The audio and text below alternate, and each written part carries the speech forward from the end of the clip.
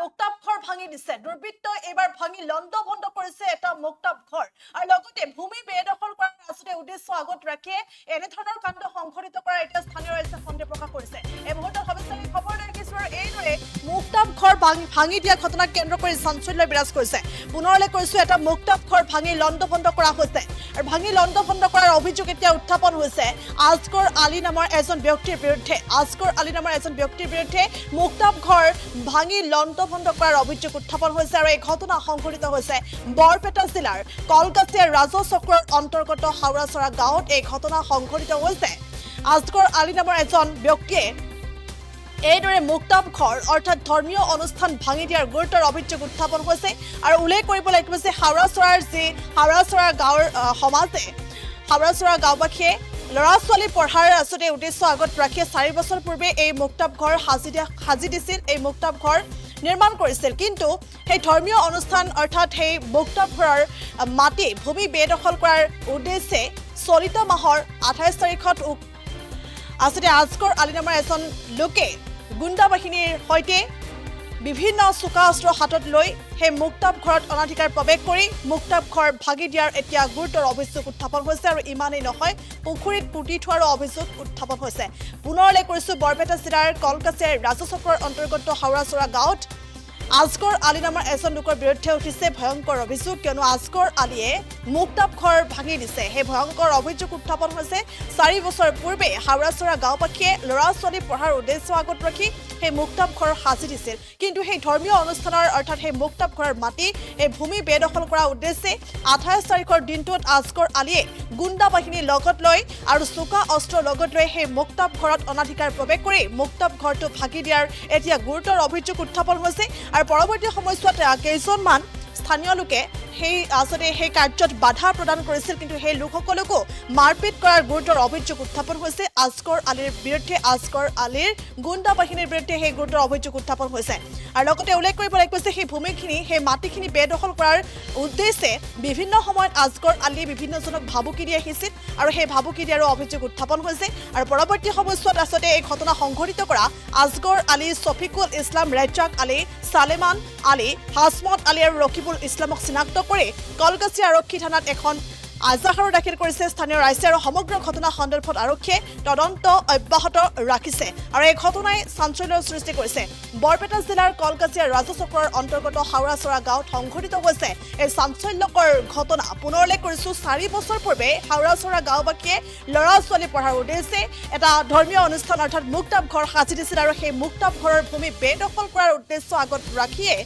আজগৰ আলী নামৰ এজন লোকে সেই মুক্তাপ ঘৰত অনাধিকাৰ প্ৰৱেশ কৰি সেই লগতে দুৰ্বৃত্তৰ সহায়ত অৰ্থাৎ গুণ্ডা বাহিনীৰ সহায়ত জাঠি জুং লৈ সেই মুক্তাপ ঘৰ ভাগি দিয়াৰ এতিয়া গুৰুতৰ অভিযোগ উত্থাপন হৈছে আৰু লগতে সেই ভূমি বেদখল কৰাৰ নামত বিভিন্ন সময়ত আজগৰ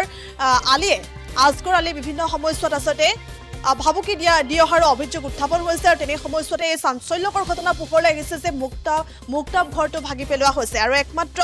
আসলে মুক্তাপ ঘৰটো ভাগি পেলোৱা হৈছে ভূমি বেদখল কৰাৰ উদ্দেশ্য আগত ৰাখি এনেধৰণৰ কাৰ্য সংঘটিত কৰাৰ এতিয়া গুৰুতৰ অভিযোগ উত্থাপন হৈছে আজগৰ আলীৰ বিৰুদ্ধে আৰু পৰৱৰ্তী সময়ছোৱাত কেইজনমান ব্যক্তি অৰ্থাৎ আজগৰ আলী শফিকুল ইছলাম ৰেজাক আলী সালেমান আলী হাসমত আলী আৰু ৰকিবুল ইছলামক চিনাক্ত কৰিছে গাঁওবাসীয়ে আৰু চিনাক্ত কৰি ইতিমধ্যে এজাহাৰ দাখিল কৰিছে আৰক্ষীৰ কাষ চাপিছে বুলি জানিব পৰা গৈছে আৰু ইমানেই নহয় সেই মুক্তাপ ঘৰটো ভাঙি পুখুৰীত পুতি দিয়াৰ এতিয়া গুৰুতৰ অভিযোগ উত্থাপন হৈছে আৰু এই ঘটনাই চাঞ্চল্যৰ সৃষ্টি কৰিছে আৰু এইদৰে বৰপেটাৰ কলকাছিয়া ৰাজহ চক্ৰৰ অন্তৰ্গত হাওৰাচৰা গাঁৱত সংঘটিত হৈছে এই চাঞ্চল্যকৰ ঘটনা আৰু আৰক্ষীয়ে তদন্ত অব্যাহত ৰাখিছে আৰু আৰক্ষীয়ে কেনেধৰণৰ ব্যৱস্থা গ্ৰহণ কৰে আজগৰ আলীৰ বিৰুদ্ধে সেয়া পৰৱৰ্তী সময়ত লক্ষণীয় হ'ব এই মুহূৰ্তত কিছু মন্তব্য আছে আগবঢ়াইছো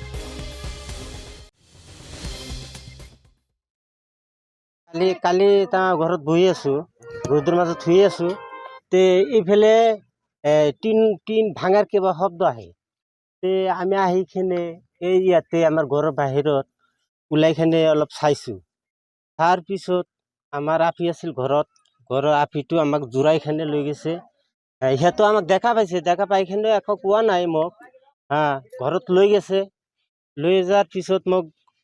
চিটকাৰি মাৰি দিছে চিটকাৰি মাৰি দিয়াৰ পিছত আমাৰ ঘৰৰ পৰা ওলাব দিয়া নাই আগজোৰে মাৰিছে আৰু মাৰিছে আগজোৰে এই হাকিমুদ্দিনৰ তিৰিক মাৰিছে এই হাতটো কিন্তু ধৰি আছিল কয় আমি ক'লো যে তোমাক কোনে মাৰিছে কয় আগজোৰে মাৰিছে মাৰাৰ পিছত আমি তাতে আছো আমাৰ এই যে বোৱাৰী এটা আছে ইয়াতে ভাতিজা বোৱাৰী সি আহি ক'লে যে মোক এইফালে আহি আছো অহাৰ পিছত মোকো দাউৰাই আহিছে মাৰবা কাৰণে তাৰপিছত আগজোৰে মানা কৰিছে যে তাক কি কৈ আছা সেইটো মুহুৰ্দিৰ ছোৱালী হয় কাক কি মাৰবা যাই আছা তাৰপিছত বোৱাৰীটো আমাৰ ঘৰত দৌৰাই কিনে ঘৰখন ভাঙিছে আগজোৰে ভাঙিছে আৰু আগজোৰৰ ল'ৰা আছে কেইটামান আৰু তাহেৰ আছে হাসমুত আছে ইয়াতে ৰাইজৰ সমূহকো মিলি এটা মক্তব ঘৰ উঠাইছিল মক্তব ঘৰ উঠাৰ পিছত ৰাইজৰ মাটি আছিল আজগৰ আহি যেতিয়া আমাক মানা কৰিল যে ঘৰটো নাভাঙিয়া পুলিচ আহি মানা কৰাৰ পিছত আমি বাকী কাম কৰা নাই বাকী কাম বাকী ৰাখিছিলো পিছত কালি আকৌ আজি আজগৰে গুণ্ডা বাহিনী লৈ আহি আমাৰ ঘৰটো ৰাইজৰ ঘৰটো ভাঙি দিলে আৰু বহুত নাটিৰ হেঙা চোকা লৰচ লৈ আহি আমাৰ ইয়াত সৰু সৰু বাচ্চা ছোৱালী বিলাকো ধমকাইছে আৰু 2জন মানুহক মাৰি থৈ মক্তব ঘৰটো ভাঙি ফালে চুৰমাৰ কৰি থৈ গুচি গ'ল সেই পাগাৰৰ মক্তব ঘৰৰ কাষত পাগাৰ আছে পাগাৰৰ তলত ডুবাই থৈ দিছে মাটিটো চৰকাৰী মাটি খাস মাটি তাতে মাটি আছে 2 বিঘা 16 নেচা আমি সরকারি মাটিতে মক্তব ঘর উঠেছি বহুত আগতে আমার আজির পৰা ধরক 40 বছর আগতে স্কুল এটা আছিল সেই স্কুল গুচি যাওয়ার পিছত আমি রাজুয়া মাটি রাজুয়ার ভাবে আছে আৰু 4 বছৰ ধৰে আমি এটি মক্তবৰ কাম কৰি আছি আজগৰে এতিয়া মাটিটো আজগৰৰ লাগে আজগৰৰ মাটিটো হল ইপিনে এই সৰকাৰি মাটিৰ পিছফালে আছে বেলেগ মানুহৰ মেদি মাটি তাৰ পিছত আছে কবৰস্থান 1 বিঘা তাৰ পিছত হল আজগৰৰ মাটি সেই আজগৰে সেই দুটা পাট্টা পাইলেই ভালে আহি সেই খাসটো দখল কৰিবৰ কাৰণে চেষ্টা কৰি আছে আমি ৰাইজসকল মিলি যিমান সিহঁতক বাধা কৰিছো সিহঁতে বাধা দিয়া কৰা নাই আৰু বহুত টকা পইচা দি গুণ্ডা ভাড়া কৰি আনি কালি এনেকে উৎপাত কৰি থৈ এতিয়া আমি চৰকাৰৰ পৰা ন্যায় বিচাৰো আমাৰ ৰাজহুৱা অনুষ্ঠান আমি এটি বিচাৰো ৰাইজে যিকোনো খবৰৰ বাবে যোগাযোগ কৰক 7099017330 লগতে 70990110 নম্বৰত